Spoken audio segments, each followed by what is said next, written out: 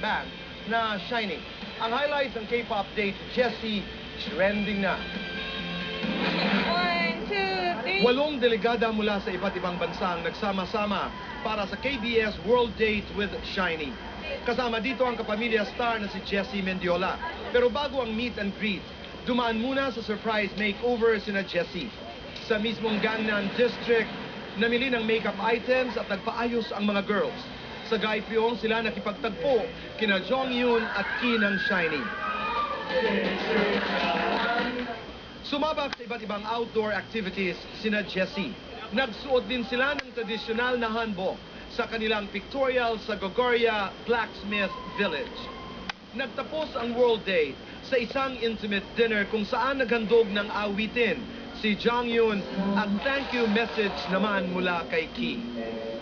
How was the experience with us girls? And what was your favorite game? 저희가 8명의 소녀들과 네, 그렇죠. 소녀들과 같이 1박 2일 함께 보냈는데 너무너무 재밌었고요. 특히나 야외 활동이 저는 인상 깊었던 것 같아요. 네. 여러 가지 게임도 했고 저는 특히 또 우리 제시랑 저는 저녁에 함께 바베큐 파티를 했던 게 가장 기억에 남네요. 더 많은 이야기를 나눌 수 있었고 거기서 또 고기를 구워 먹으면서 Sa tagumpay ng World Date na ito, excited na ang ABS-CBN na maging bahagi ulit ng event na ito.